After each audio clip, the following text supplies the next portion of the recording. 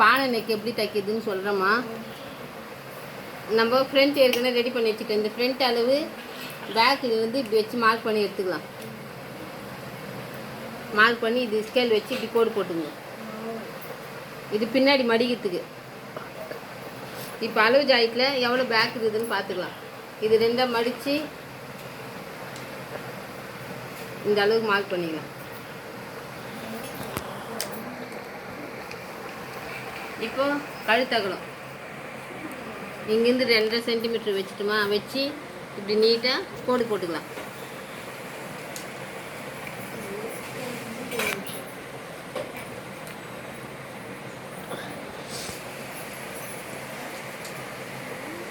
கோடு போட்டு இங்கேருந்து பானை நெக்குனால இங்கேருந்து 4 சென்டிமீட்ரு வச்சு இப்படி மறுபடியும் ஒரு கட்டம். இங்கே மேலே வந்து ரவுண்டு நெக்கு. இப்போ இங்கே நம்ம ஷேப் வந்துக்கலாம்.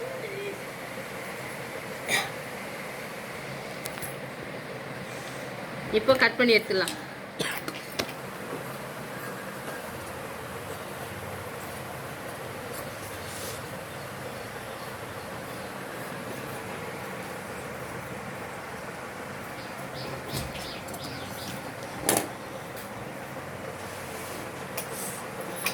இப்போ தைக்கலாம் வாங்க.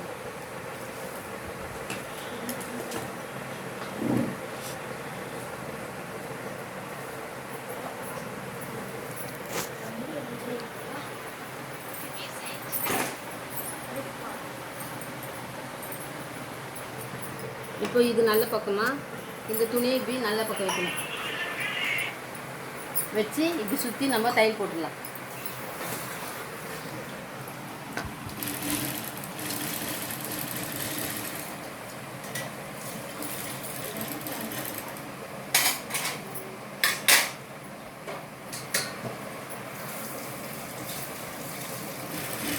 அந்த ஷேப் வர இடத்துல நம்ம நிறுத்தி ஸ்டிச் பண்ணிக்கலாம்.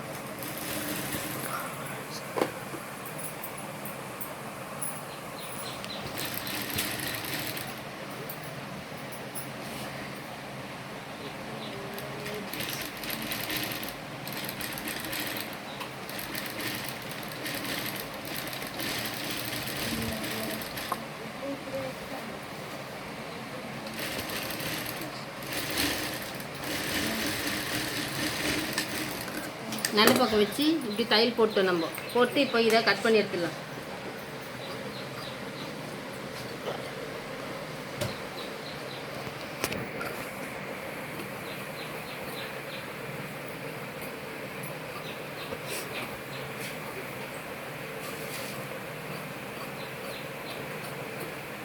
கட் பண்ணிவிட்டு நாச்சு போட்டுக்கலாமா.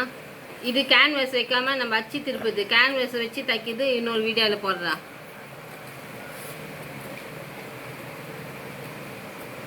இப்படி நாச்சு போட்டுட்டு இப்போ இதை திருப்பி விட்டுடலாம். இப்படி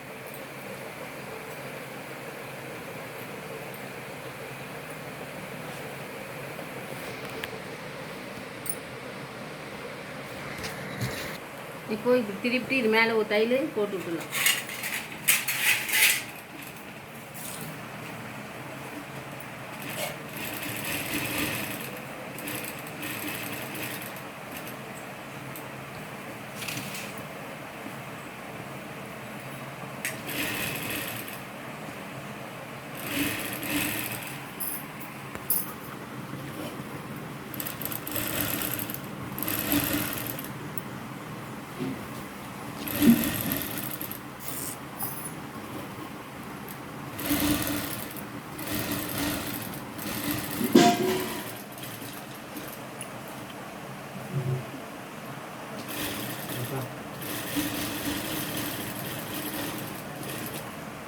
சுற்றி தையல் போட்டோம்.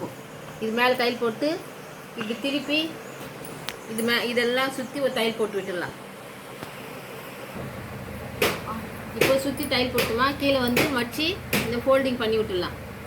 ஏற்கனவே மடிச்சில்ல அது பேக் அளவுமா, இது மடித்து இப்படி தையல் போட்டுடலாம்.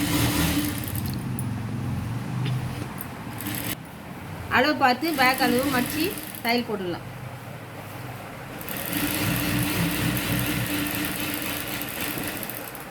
தையல் போட்டு இந்த பக்கம் எக்ஸ்ட்ரா பீஸ் இருக்குதுல்ல அது ரெண்டா இப்படி மடித்து நம்ம ஈவனாக இதுதான் கரெக்டாக செக் பண்ணிங்க. செக் பண்ணிவிட்டு இதை கட் பண்ணி எடுத்துடலாம். கட் பண்ணிட்டோன்னே பானை நெக்கு ரெடி ஆகிடுச்சு போதுமா.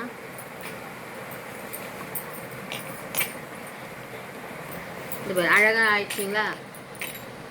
பிடிச்சிருந்தா லைக் பண்ணுங்கள், ஷேர் பண்ணுங்கள், சப்ஸ்கிரைப் பண்ணுங்கள், பெல் பட்டன்னு அழுத்துங்க.